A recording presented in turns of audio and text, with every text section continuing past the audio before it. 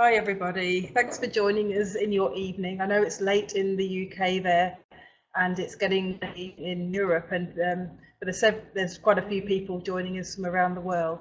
It's early-ish in the morning here. It's about 8 AM. We've all got up early to be here, and it looks actually like a nice day here outside in Auckland. We're just at the end, coming into spring. There's blossoms on the trees, so it's in summer. So thanks again for joining us. We're looking forward to speaking to you today about healthcare jobs in New Zealand, and we've got there's 2 more speakers lined up to talk to you, and then at the end of the webinar we're going to have a question time. From around the world, I've seen on our registration forms we've had about 150, 200 people registering. We have specialist doctors, nurses, allied health people from all places. So I can see that you are using the comments box. So it's nice if you put your name there and tell us where you're from and what kind of job you do. So you can hear by my accent that I'm not a Kiwi, but I just want to put your mind at rest that I've been here for 18 years. I met a Kiwi in the UK and we moved back to New Zealand, and now I've got 2 Kiwi children. So my perspective is one of having lived half of my life in New Zealand. So you're very much getting a Kiwi experience. And also WorkingIn as a company for the last 18 years as well has been dedicated to getting skilled professional people jobs in New Zealand. That's all we've done in this business. And some of you might know our products, the WorkingInNewZealand.com website. You might know our Facebook page, Working in New Zealand, and a lot of you might have been to our events in the UK that we've ran for the last 16 years, and some of you perhaps have been to our South Africa events and Australian events. So that's us. We have spent our whole career trying to help people get jobs down under, so you can experience that. One of the people that we've met along the way is Prudence. She's going to be talking to you as part of her company Accent Health Recruitment. She I've known her for 15 years. She has she's probably the top specialist in bringing international healthcare people into New Zealand. She does it every day of her life. She interviews people from the early hours of the morning through to late at night, and knows hospitals and healthcare organisations up and down New Zealand that want to hear from international people. So we'll hear from Prudence in a minute. I'm talking to you today from our Auckland headquarters. Here we have our web team, our marketing team, our admin teams, and also importantly our immigration team. Naseem, who heads up our New Zealand and Australian migration agents, is going to talk to you after Prudence about any of the pitfalls or things to know about, really, not necessarily pitfalls, but things to know about if you're a healthcare person and you want to get a visa to work in New Zealand. So that will be really interesting. The New Zealand government thinks that they need about 500 people per year to work in healthcare in New Zealand. That's specialists and doctors. And they're also estimating that they need about 25,000 more nurses to work in New Zealand by 2030. So there will be opportunity for you if you're skilled and experienced, qualified in those areas. So you're in the box seat.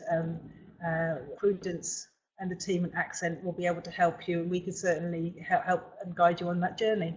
As I mentioned, Nazim is our head migration agent here in the Auckland office, and she's helped hundreds of health people help with their visas when they've moved to New Zealand and Australia.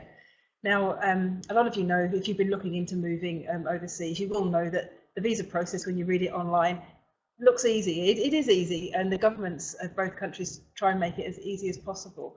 But I suppose what Nazim does, and what I've learned about immigration, is it is easy if you're a skilled person and if you've got a job that fits in with policy, but that's not always the case. Sometimes when you start that migration process, you'll find a chink in your history, or the job role that you applied for doesn't quite fit the policy.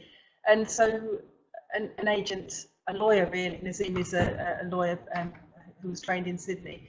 She can help you with understanding your journey through that visa process. And as I say, it might have a few little chinks that you have to deal with along the way. So I'm going to, hope you heard all that, to Nazim now, and she's going to give you firstly a very simple overview of the immigration policy if you're a healthcare worker coming in here, and then go into a little bit more detail. Just as an introduction, I work with lots of healthcare providers and other companies in New Zealand in particular to bring skilled workers such as yourselves that are looking to come over here. And the first thing I always tell anyone that's looking to migrate is to figure out what their options are. I noticed in some of the contents people were talking about, oh, my occupation's not on the list or this or that. So for the person that's the occupational therapist, you might be on one list and not the other. That doesn't mean that you don't have any options. So just really the main visa options for those within the health sector. Within residence, you've got the skilled migrant category, or what's commonly referred to as SMC, or you've got a work to residence visa. Now with the skilled migrant category, you need to have an occupation that's on that skilled occupation list. So that's the biggest list of all the occupations that are eligible for residence as skilled migrants. And I can't think of any health occupation that's not on there. And it does include occupational therapists. Now the work to residence pathway to residence, you need to have an occupation that's on if we look a little bit further down on the slide, you'll see that there's a long-term skills shortage list. Now that list has a slightly more refined list of occupations that the New Zealand government has decided is in a little bit more immediate need. But to be able to qualify and get a visa under that policy, you need to have not only the occupation that's listed, you need to meet some very specific requirements. So obviously registration is one of them, but other things that might be included are a specific type of work experience and length of work experience before you can qualify under that policy. So if you do get a work visa under the long-term skills shortage list, you'll be able to qualify for residence after 2 years of having worked with your employer, and that's how you could get work to residence under that first residence option. The other list, and I guess you probably are all aware that there's lots of lists everywhere for government. The next one is the immediate skills shortage list.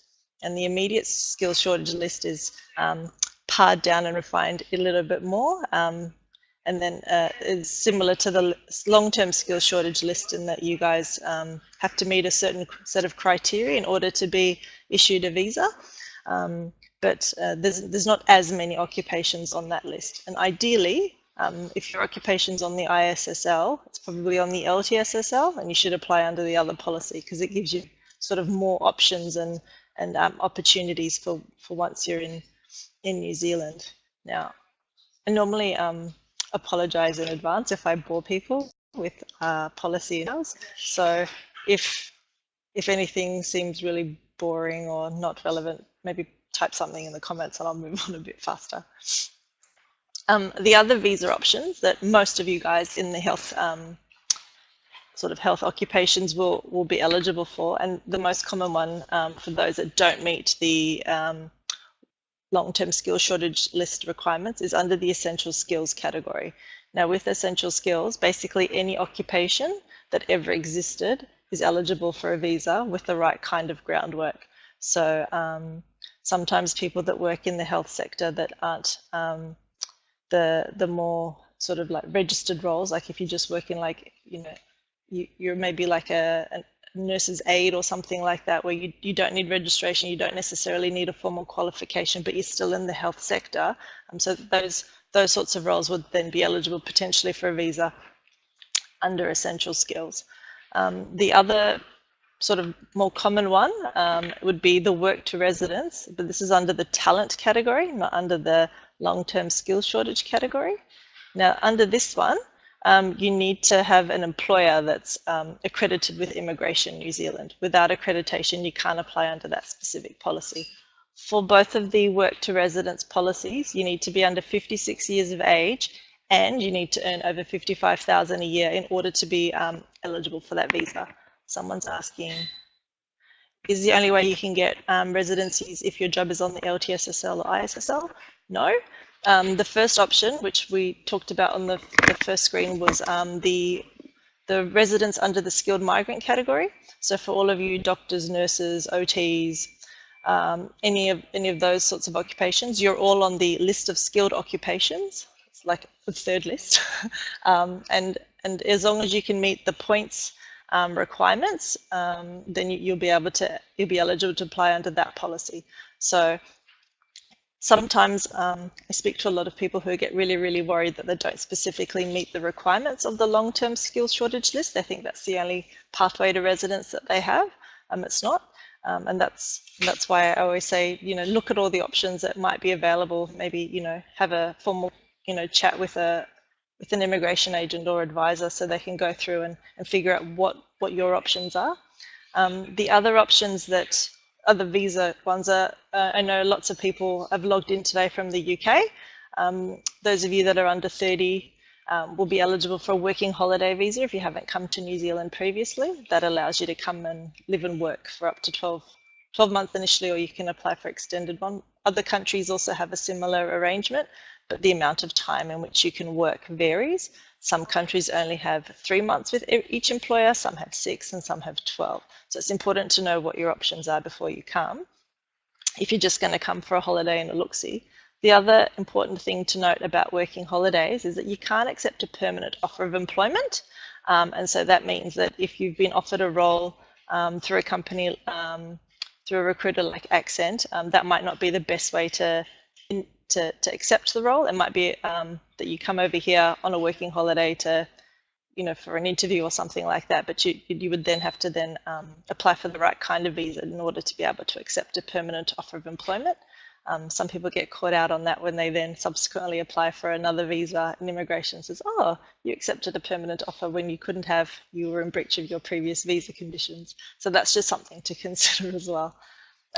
The last one is just the open work visa. So for any of you guys out there that happens to be the partner of an Australian or New Zealand citizen or permanent resident, you can get an open work visa, and that will allow you to work for anyone in any occupation. The only thing to note there is obviously you can't work in lots of health sort of occupations here in New Zealand unless you are registered. That's obviously common in any part of the world, and it just helps maintain the integrity of your industry. So with regards to visa requirements, I would always suggest, and I know that Prudence referred to it initially in her when she was first talking, and I know she'll get back to it later, is that you need to get your registration sorted. Without being registered, you can't obtain a visa in New Zealand based on a job offer if your occupation requires registration, and all of you health people require it. So it's important to get that underway, because without it, not only will it affect your ability to accept a job, it also means that you can't apply for a visa. The other thing to consider is that you need to undertake health tests for your visa applications, and also you need to provide that you're of the right kind of... Oh, I can see Prue. Hello. Hello, I'm back. Hello. I'll be finished up soon, and then we'll formally pass over to you again. Yeah. So with regards to the health and character, things to consider is that even if you've been cautioned or something like that in your country of where you've lived or any other places that you've been, that's okay. It doesn't mean that you won't be eligible for a visa. It just means that it might take a little bit longer. I find that it tends to less be relevant to the applicants in the healthcare sector and sometimes more their partners. So it's something to think about in terms of how long it might take to get a visa if you're lodging at the same time, because it might mean that someone's application takes a little bit longer. So that's something to consider. And in particular with health, even something small can sometimes mean that your medical is referred. Doesn't mean that you're not healthy. It just means you didn't sit between the prescribed, range that the government has decided that different tests need to fall within.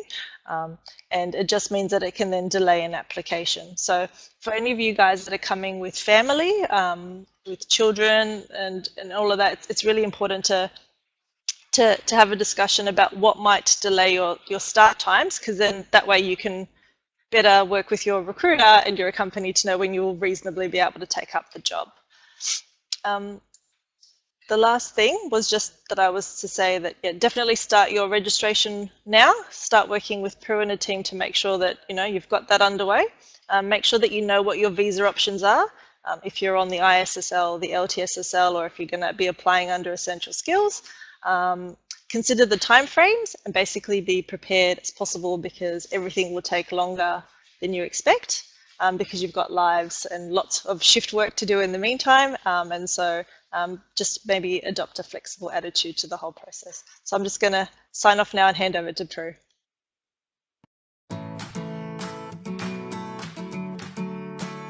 Hi, my name is Prudence. I'm the founder and manager of Accent Health Recruitment. Prior to Recruitment, I worked as a nurse in New Zealand, the UK and the Middle East. And for the last 20 years, I've been managing Accent Health Recruitment, so it's my pleasure to welcome you to our website. I encourage you to look around our website, have a look at the case studies and see the successes and stories of candidates we've placed in New Zealand from all around the world. Accent Health Recruitment was founded in 2004, and we enjoy being the preferred supplier to many of the private hospitals, all the district health boards and community organisations throughout New Zealand. We do follow quite a strict recruitment process, and we like to work exclusively with our candidates, and if you choose to work with us, you'll enjoy many of the benefits that offers. I've been recruiting now for 20 years and I absolutely love it. When I'm not working, I love spending time with my young family, travelling domestically or internationally. We look forward to seeing you in your own country on one of our recruitment drives, or perhaps when we meet you in New Zealand. Hi everybody, I'm not sure if you can hear me, but we're going ahead with the webinar now. I'm not sure what's worse, having an interview or presenting a webinar. But look, thank you all very much for joining with us. It is, as I've said, my pleasure to welcome you to this webinar. So I just want to talk to you a little bit about relocating and working in New Zealand. I've been doing this job for 20 years now, and I must love it because obviously I'm still here. So I own Accent, and I've got a fantastic team with Kristen, Meryl and Sarah, and they're all answering questions. They've got up early to answer questions for you. So please keep the questions coming. So a little bit about Accent. So we're the #1 recruitment company in New Zealand. We do offer a very personalised bespoke service. We've got many years of experience, and we are the preferred supplier to the public and private hospitals. So if you're a GP who wants to work rurally, if you're an ODP who wants to work in the city of Auckland, or if you're a nurse who wants to work in Dunedin, we're here to help you make that dream come true. We do come overseas three times a year. We're coming to LA in October, the 8th of October, and the UK again on the 15th of October. So really looking forward to that trip over and meeting people in person. Our service is completely free. We don't charge you anything. The hospital pays us once you're happy in your job. So obviously we find a job that you're going to be very happy in. So we assist with the registration process, the job search, the interview preparation, the relocation and resettlement. So for the job search, we find a job that's commensurate with your experience in a location that you and your family want to be in. We take you through the interview preparation, so we will send you a list of questions that they're likely to ask, take you through some training on the Treaty of Waitangi, which is our New Zealand historical document, which is really important for healthcare. Part of what we do as health recruiters is we give you contract advice. There is usually a little bit of room to move in some contracts, but mostly it's a set individual employment agreement. We do a lot of professional networking with other New Zealand arrivals. So if, for example, you're a physio that's arrived into Hamilton, we'll put you in touch with a nurse that lives nearby that's been there for a couple of months. The professional networking is really good. Just even if someone's working at a different hospital, you can find a club to go and club or rock climbing, or maybe a wine or book club. That'll be nice to catch up with other people, not necessarily expats or also Kiwis. So we keep in contact with you well after you get your first job. We make sure that you're settled in and you're happy working, and that you're comfortable in that environment. If need be, we can find you another job, but probably 98% of the people that we recruit stay and happy in their job. So working in New Zealand, what's required? You'll need at least 2 years work experience to get your qualification recognised in New Zealand, but UK qualifications and US and Canadian and European, Singaporean, although I think Singapore is still asleep, are very much sought after in New Zealand. And positions are available in all locations at different times of the year. The jobs will differ to your overseas practice, so as Nazim said, definitely come with an open mind.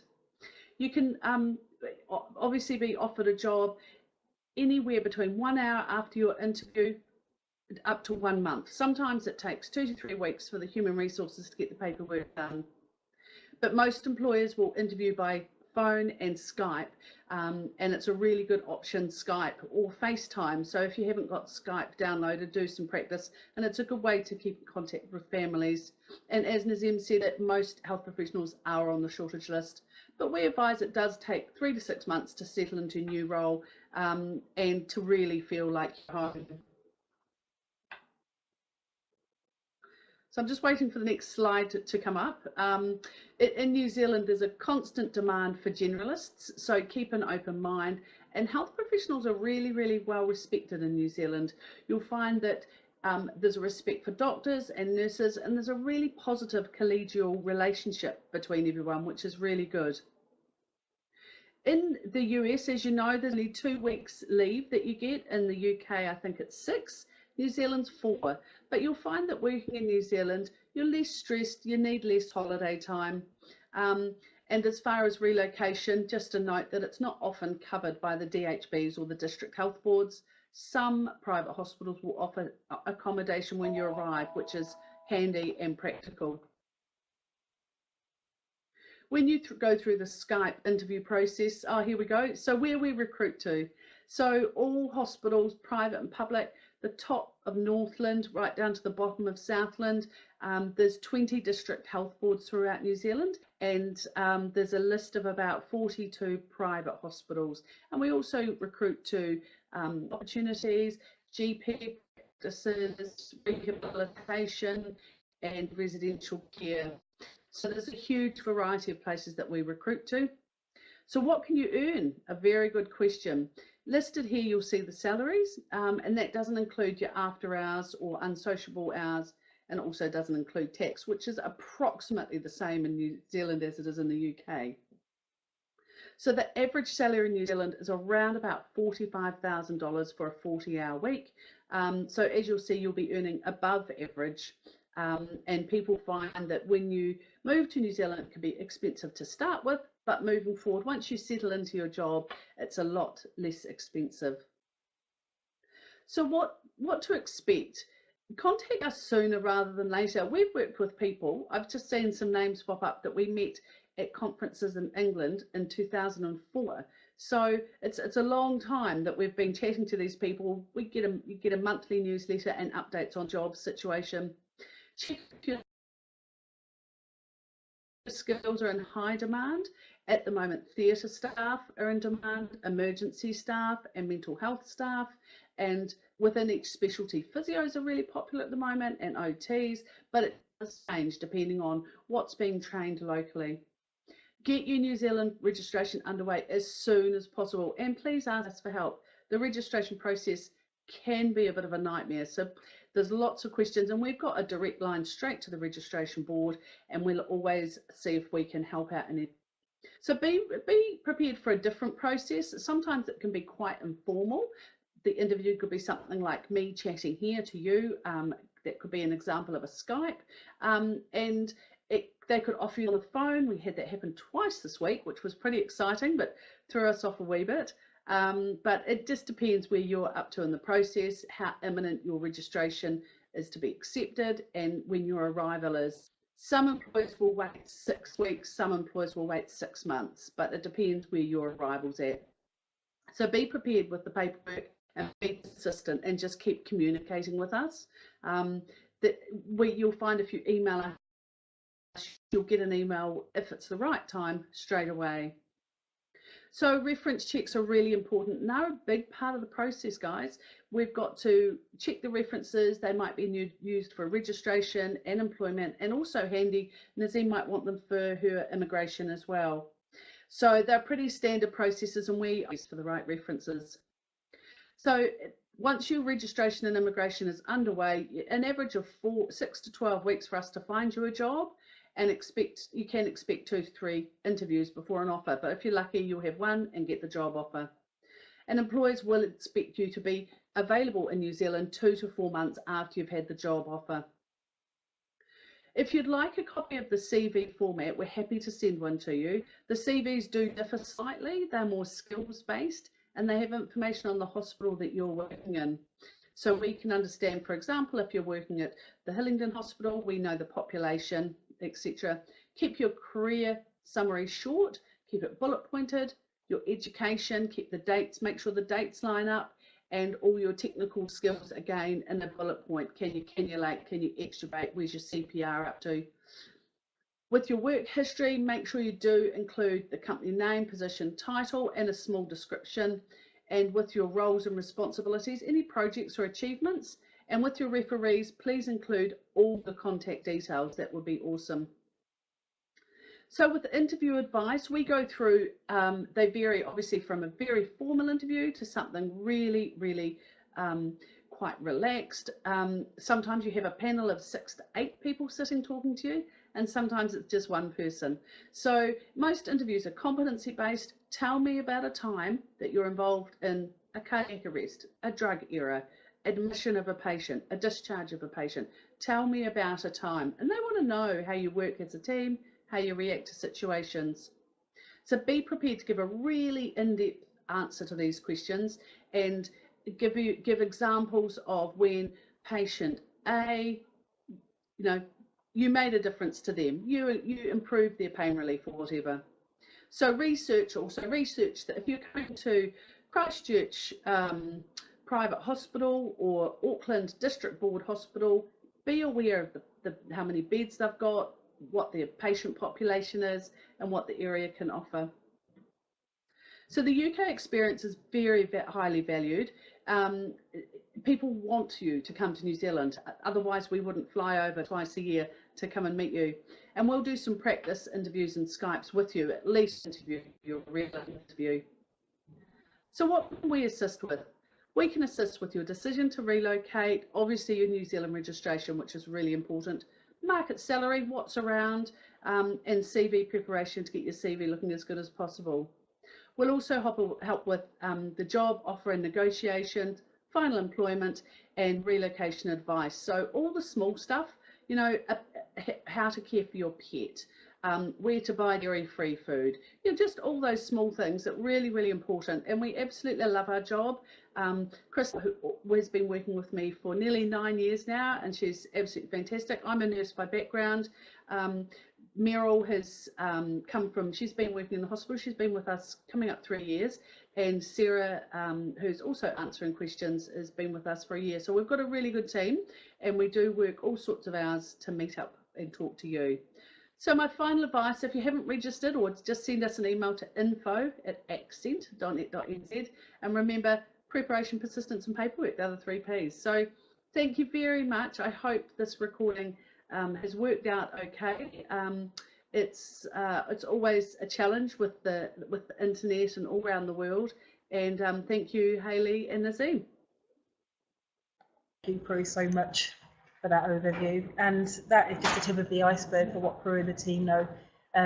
Thank you so much to Kristen, Meryl and Sarah, who have also been online answering questions. And they also are very, very experienced, and all of them, Prue herself and the team, they're all healthcare professionals. So they know the job you do inside and out as well, so they can really speak from their own experience. They know you, and now they've turned their hands to recruitment and are experts in recruitment, and especially international recruitment. So if you work with the Accent team, you're in really good hands. And so it's a tremendous plug for them, but why not plug an expert company? And that's what we're doing here. And we know when you're overseas, you do need a helping hand to give you advice, to coach you on your move to New Zealand. And I noticed in the comments as we were going through Prue's talk, that people were saying that they'd been to New Zealand and it really sealed the deal. And I think that's something to do if you can come over here. I know it's a long way and relatively expensive, although the prices are coming down a little bit. Or like American Airlines are now flying between Auckland and LA. It's reasonable, I think, reasonable to come down here, come and see the country and choose where you want to live. We haven't really gone into the different centres of New Zealand, where best to live, but that's quite a personal choice. So we're going to be wrapping up now. As I said, we will be sending an email with all of the details. We'll send you the link to the recording as well, all the contact details too. So we'll be going into question time. We'll be on, it's 22 now, so we'll be here for another 20 minutes answering questions. And then we'll be closing up. So we will all say goodbye to you now, and thank you for joining us this evening. I just wanted to show you one tiny thing before we leave. It's a little bit of a plug for our new service. It's a service called movelist.com. You can go and have a look at it. If you're seriously moving, if you are actually going to be moving to New Zealand when you have your job and you know you're going to be packing up your house and your pets and your family, then do have a look at this. It allows you to put yourself in touch with experts that can help you every step of the way. That's what it's designed to do. You need to talk to trusted removal people, pet migration people, money transfer people, open your New Zealand bank account, and MoveList does it in a very quick, speedy, professional way. So have a look at that as well. So thank you. Bye. We'll sign off from Auckland this morning. Hope you have a good evening, and we will see you soon. Bye.